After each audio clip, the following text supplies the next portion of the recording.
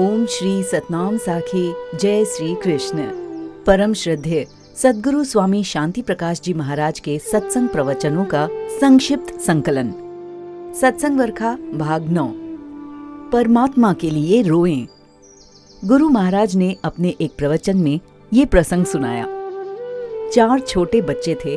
वे अपने पिताजी के पास आए और पिताजी ने पूछा, बेटे कैसे आए हो? बच्चों ने कहा, बाबा दिवाली है, हमें कुछ पैसे दे दो। पिताजी ने जेब से चवन्नी निकालकर सबको दे दी।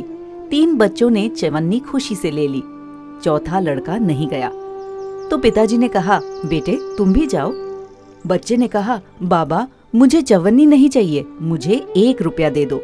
पिताजी ने कहा, बेटे तुम्हें यदि 1 रुपया दूंगा तो वे तीनों भी मांगेंगे। लेकिन बच्चा जिद पर अड़ा रहा। उसने कहा, नहीं मुझे 1 रुपया ही चाहिए। पिताजी ने कितना ही समझाया परंतु लड़का माने ही नहीं। अगर 1 रुपया नहीं दूं तो क्या करोगे? पिताजी ने पूछा। बच्चे ने कहा, रोऊंगा और क्या करूंगा। लड़के का काम है रोना।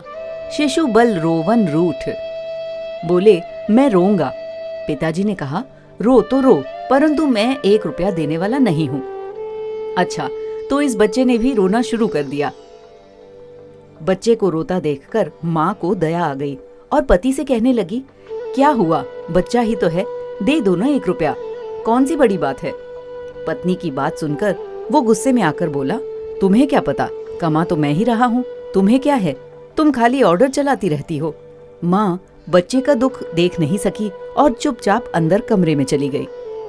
इधर बच्चा भी रो रहा था लेकिन बाप आंख उठाकर उसे देखे ही नहीं। ऐसे 1 आधा घंटा रोता रहा।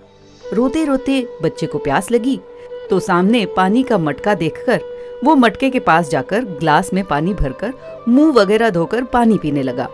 1 गिलास पी गया। जब दूसरा ग्लास उठाकर पीने लगा तो पिता ने सोचा रोने की आवाज ही नहीं आ रही। देखा तो लड़का पानी पी रहा है। तभी पिता ने कहा, देखा नालायक, रोने से क्या मिला, आखिर रो रो के चुप हो गया ना। तब लड़के ने कहा, कहाँ चुप हुआ हूँ, पानी पीकर फिर से रोऊंगा। बाप भी कहने लगा, 2 भाई इसे 1 रुपया दे ही दो, ये नहीं मानने वाला है। कहने का तात्पर्य ये है, हम भी ऐसे ही खाना खाकर फिर रोएं, पानी पीकर फिर रोएं, नींद के बाद पुनः रोएं, यानी भगवान को सतत याद करते रहें और रो कर उनसे प्रार्थना करते रहें तो भगवान हमारी अवश्य सुनेंगे। अगला प्रसंग, संतों के मुख से खाता हूं। गुरु महाराज ने एक और प्रसंग सुनाया। एक बार ब्रह्मा जी ने भगवान से पूछा, भगवान जब प्रेमी लोग आपको भोग लगाते हैं तो क्या आप खाते हैं? भगवान चुप हो गए।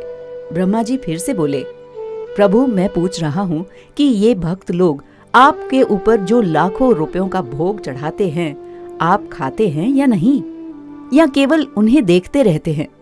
तब भगवान ने कहा, हाँ खाता हूँ। तो ब्रह्मा जी पूछते हैं, कैसे खाते हैं? भगवान ने कहा, संतों के मुख में जब भोजन जाता है ना, वही खाता हूँ। संतों के द्वारा वो मुझ तक पहुंच जाता है।